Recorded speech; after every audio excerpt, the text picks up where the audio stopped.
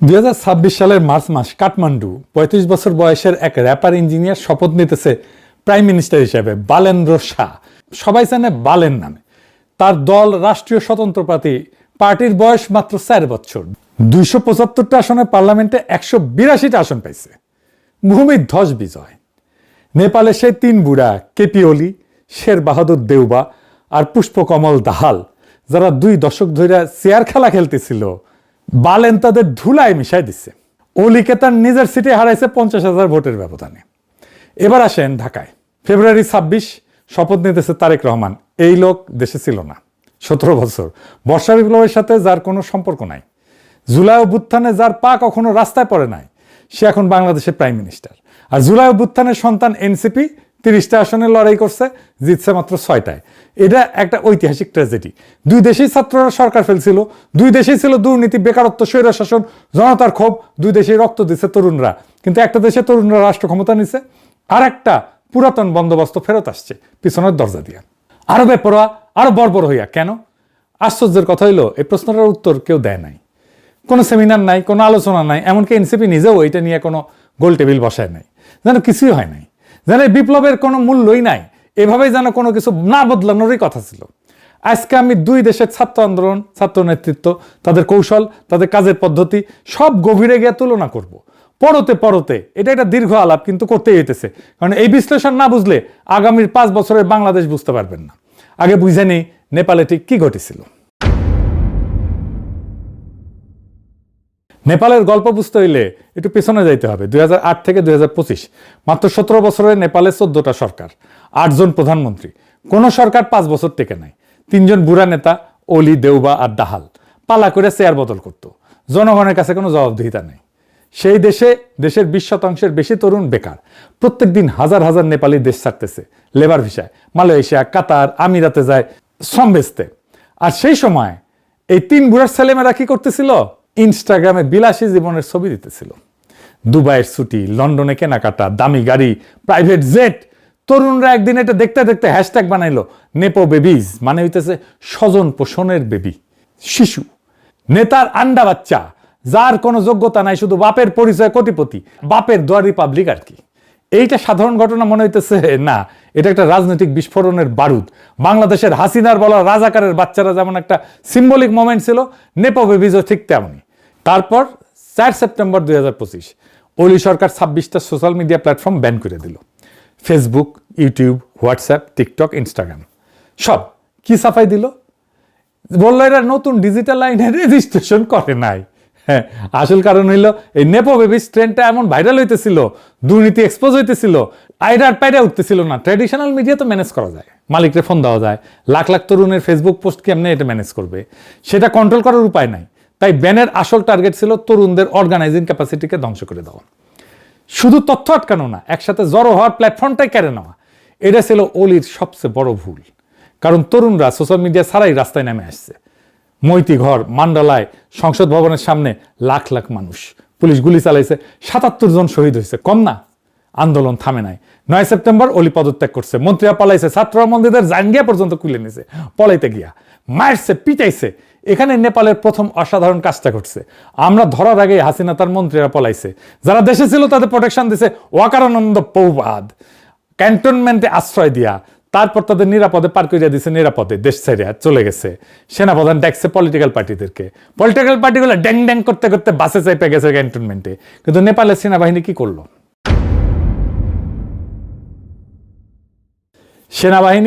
সেনাপ্রধান গেছে আন্দোলনকারীদের সংগঠন হামি নেপালের কাছে, জিজ্ঞেস করছে তোমরা ইন্টারিম নেতা হিসেবে কাকে চাও? সেনাপ্রধান জিজ্ঞেস করতেছে, নিজে কাউকে বসাই দিতেছে না। নিজের তত্ত্বাবধায়ক সরকারের প্রধান কে হবে সেটা মিটিং করে ঠিক করতেছে না। বুকে পাথর চাপা দিয়া প্রফেসর ইউনূসের মতো কাউকে মাইনা নিতেছে না। বরং ছাত্রদের কাছে প্রশ্ন রাখতেছে তোমরা কাকে চাও? এটাই জনগণের সার্বভৌমত্বের কাছে নত হওয়া। নেপালের সেনাপ্রধান সেটা করছে, বাংলাদেশের সেনাপ্রধান সেটা করে নাই। নেপালের সেনাপ্রধান পতিত শাসকের কোন লেসপেন্সারকে রক্ষা করে নাই। নেপালের আন্দোলনকারীরা তারপর কি করলো? তারা গেল ডিসকর্ডে। ডিসকর্ড কি জানেন না? এইটা একটা অনলাইন প্ল্যাটফর্ম, কিন্তু হোয়াটসঅ্যাপ গ্রুপের মতো না আর কি। এখানে হাজার হাজার মানুষ একসাথে আলাদা আলাদা চ্যানেল করে আলোচনা করতে পারে, তর্ক করতে পারে, ভোট দিতে পারে। নেপালের আন্দোলনকারীদের একটা ডিসকর্ড সার্ভার ছিল, সেইখানে 1 লাখের বেশি সদস্য ছিল, সেখানে 10,000-এর বেশি মানুষ নাম প্রপোজাল নিয়ে তর্ক কইরা সাব চ্যানেলে বিভক্ত হয়ে প্রত্যেকটা প্রার্থীর ব্যাকগ্রাউন্ড যাচাই করলো, ফ্যাক্ট চেক করলো, আলোচনা করলো, তারপরে ভোটাভুটি। 7,713 ভোট পড়লো। সুশীলা কার্কি সাবেক প্রধান বিচারপতি পাইল 3,833 ভোট, 50% ভোট। 12 সেপ্টেম্বর শপথ নিলেন। নেপালের ইতিহাসে প্রথম নারী সরকার প্রধান। এটা পৃথিবীর ইতিহাসে প্রথম ডিজিটাল ডেমোক্রেসি দিয়ে একটা দেশের ইন্টারিম লিডার নির্বাচিত হইতেছে। আর কার্কিকে দেওয়া হইল একটাই ম্যান্ডেট, 6 মাসে নির্বাচন করাও, আর কিছু না। কোনো সংস্কার কমিশন না, কোনো চার্টার না, কোনো গণভোট না, শুধু একটা কাজ, ডেলিভারির 5 মাস পরে 5ই মার্চ 2026 নির্বাচন হইল। ফলাফল ভূমিকম্প।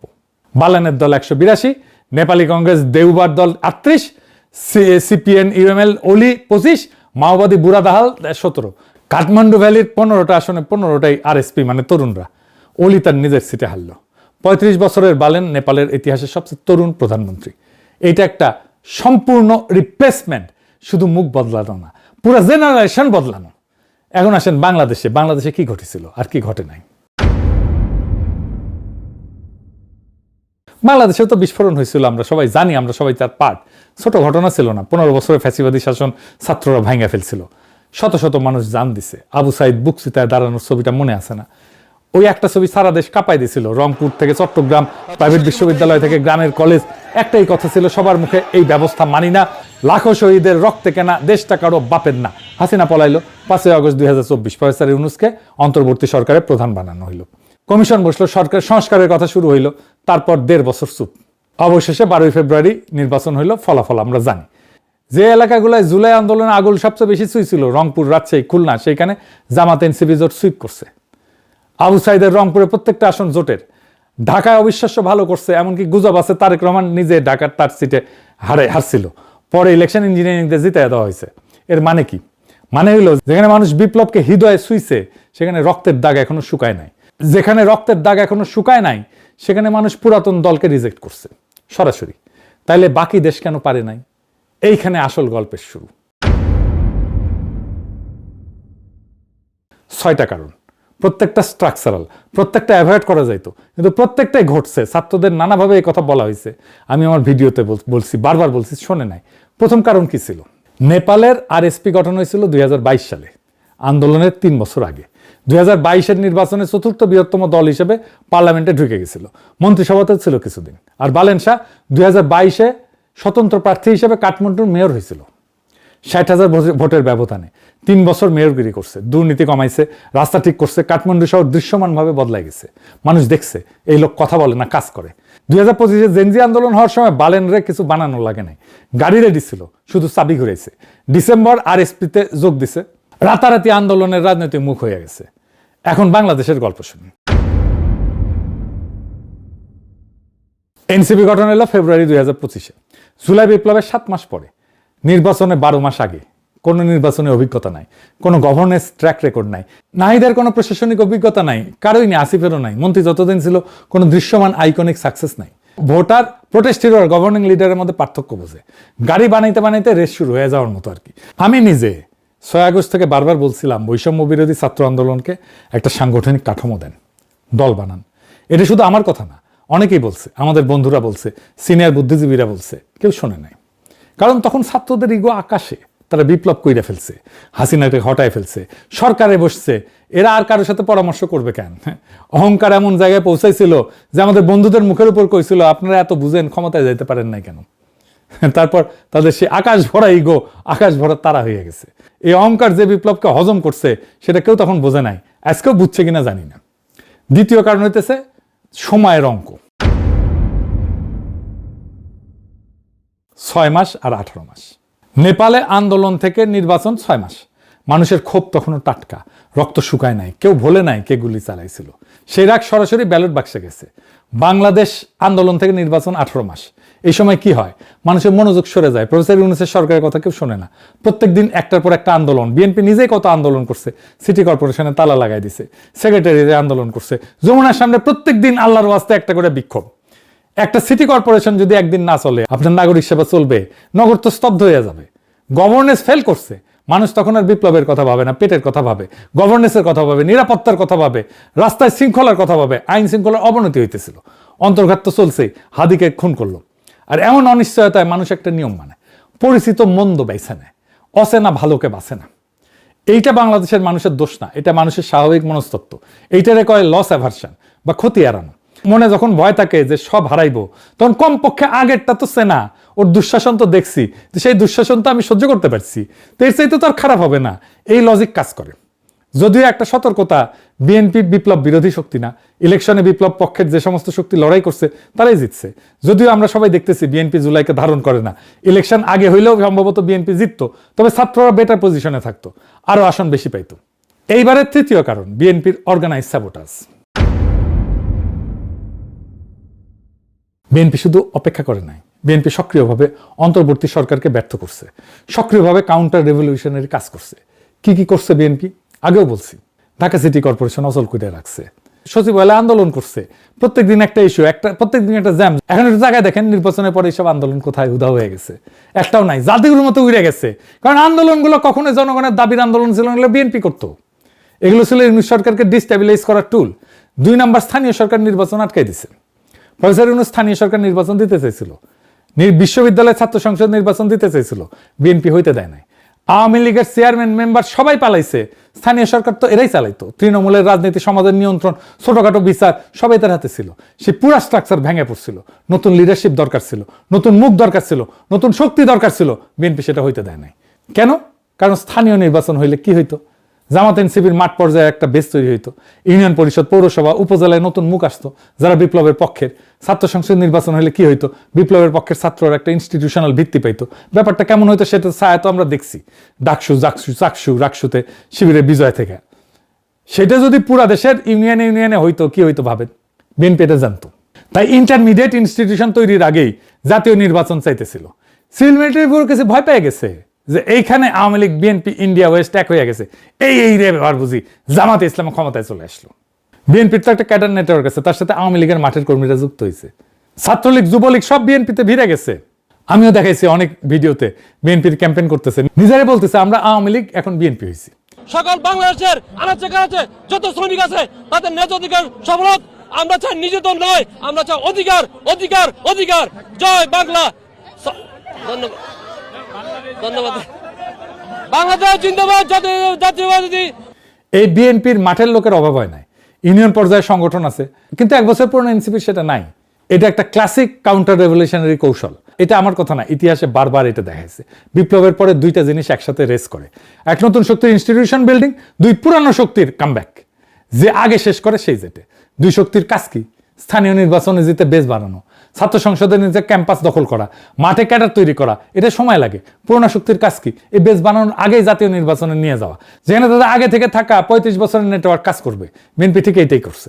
ইন্টারমিডিয়েট ইলেকশন সব আটকাইছে, স্থানীয় নির্বাচন না বলছে, ছাত্র সংসদ না বলছে, জাতীয় নির্বাচনের দিকে ঠেলা দিছে। মানে বিপ্লবের শক্তিকে শিকড় গজনের সময় দেয় নাই, গাছ বড় হওয়ার আগে উপড়ায় ফেলছে। এটা কাউন্টার রেভলিউশন, সামনে থেকে লড়াই না, সময়কে অস্ত্র বানায়। ফ্রান্সে 1789 সালে বিপ্লব হইল, জনগণ রাজতন্ত্র উৎখাত করলো, কিন্তু বিপ্লবীরা নিজেদের মধ্যে বিভক্ত হয়ে গেল। নতুন কাঠামো দাঁড় করানোর আগে ক্ষমতার লড়াই শুরু হলো। ঠিক সেই বিশৃঙ্খলার মধ্যে নেপোলিয়ান ঢুকে পড়লো। সে বলল আমি শৃঙ্খলা আনবো, স্থিতিশীলতা আনবো, শান্তি আনবো। ক্লান্ত মানুষ মেনে নিল, বিপ্লবের ফসল তুললো পুরনো ধাঁচের একজন শাসক। বাংলার লুথার কিং দেশে ফিরে একই কথা কইছিল, নিরাপদ বাংলাদেশ করবে, তাই না? একই সিস্টেম, একই টেমপ্লেট। মিশরে 2011-তে তাহরির স্কোয়ারে লাখো তরুণ হোসেনি মোবারককে হটাইলো, তারপর নির্বাচন হইল, মুরসি জিতলো। কিন্তু পুরনো সেনাবাহিনী, পুরনো আমলাতন্ত্র, পুরনো ব্যবসায়ী গোষ্ঠী, এরা সবাই মিলে মুরসিকে অচল করে দিল। তারপর সিসি আসলো, সামরিক অভ্যুত্থান হইল, আর বলল আমি স্থিতিশীলতা। তাহরির স্কোয়ারের তরুণরা তারা আজ কারাগারে, নির্বাসনে অথবা নীরব। প্যাটার্নটা বুঝতে পারছেন? বিপ্লবের পরে পুরনো শক্তি কখনো সামনে থেকে লড়ে না, তারা অপেক্ষা করে, বিপ্লবীদের বিভক্ত হইতে দেয়, ক্লান্ত হইতে দেয়, ভুল করতে দেয়, তারপর স্থিতিশীলতার মুখোশ পইরা ফিরে আসে।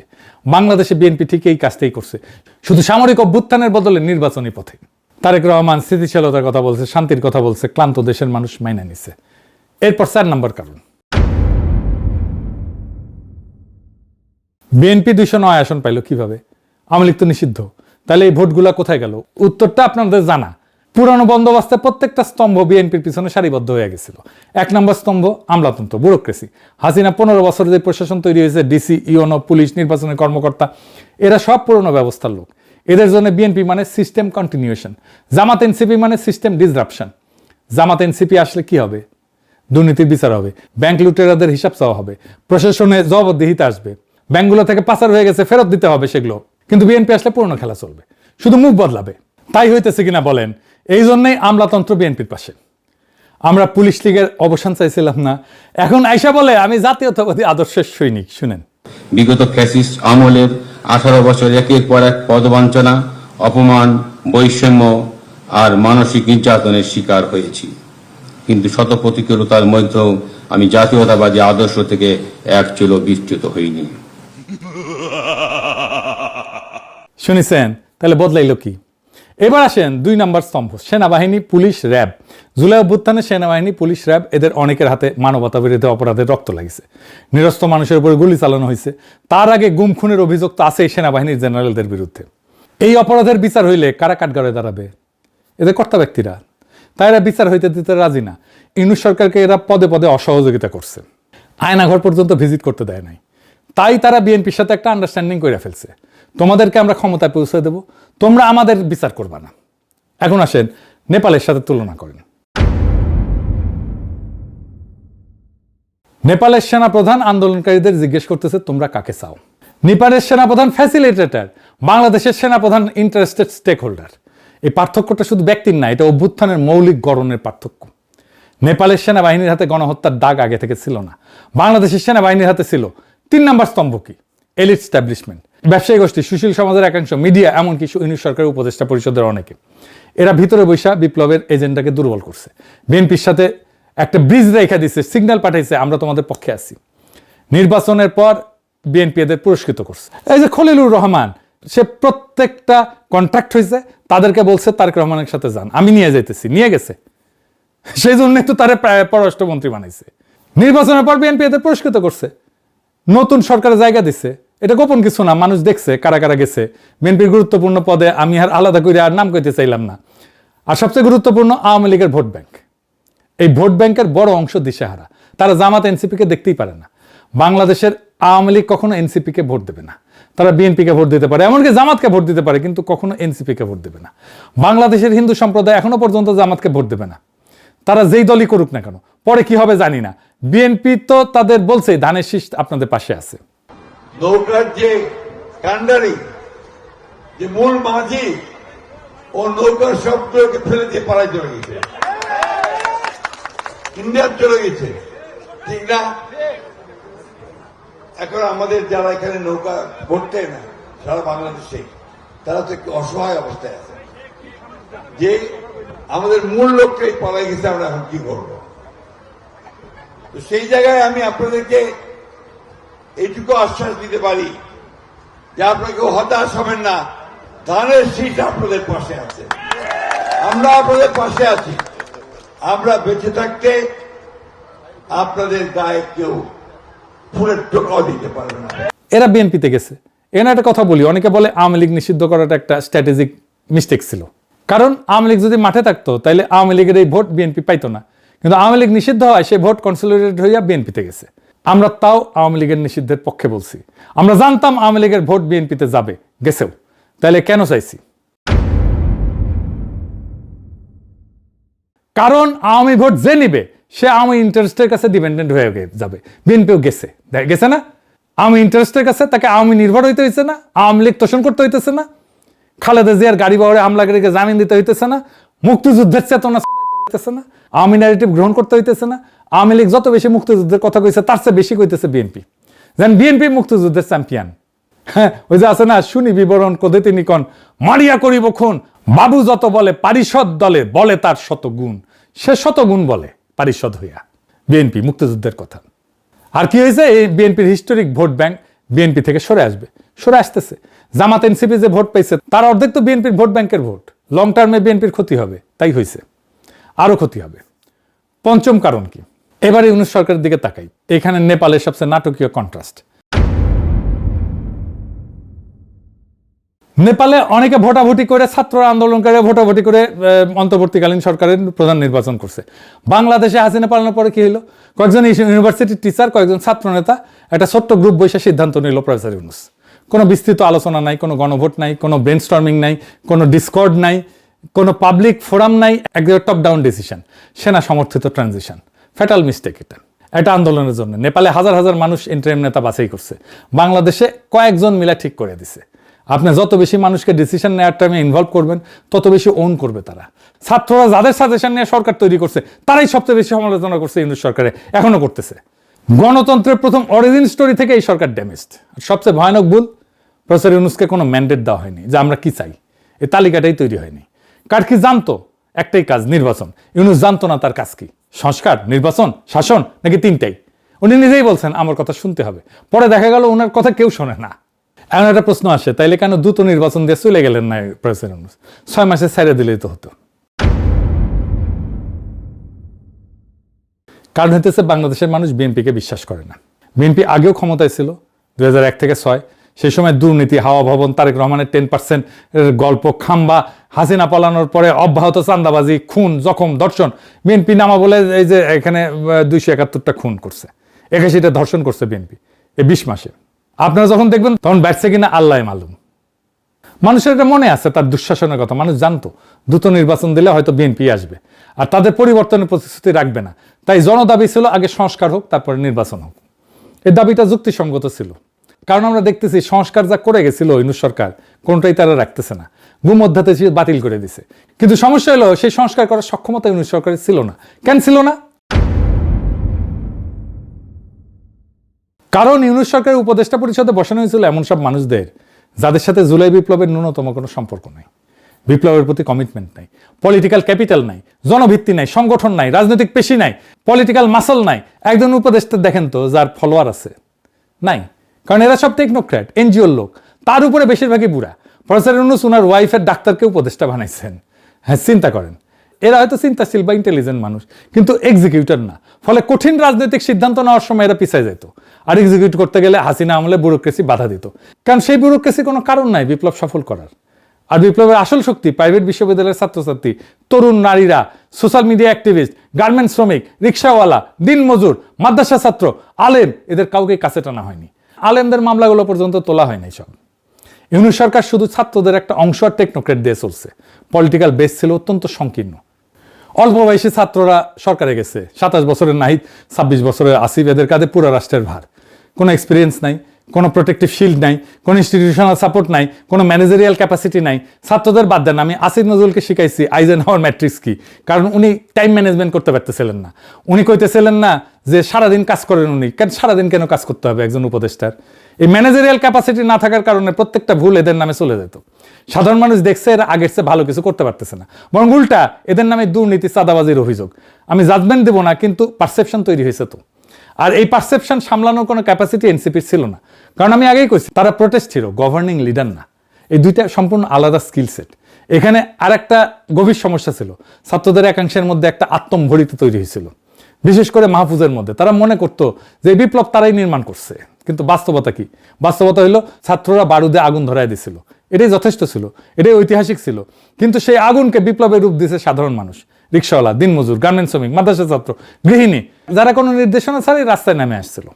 এরা তো ছাত্র নেতাদের নির্দেশে আসে নাই, নিজের তাগিদে আসছে। এটা ছিল একটা লিডারলেস এক্সপ্লোশন, এবং সেটাই ছিল এর সবচেয়ে বড় শক্তি। কিন্তু ছাত্র নেতারা মনে করলো এটা তাদের নেতৃত্বের ফসল। এই ভুল ধারণা থেকে তারা নিজেদের বিপ্লবের মালিক ভাবলো।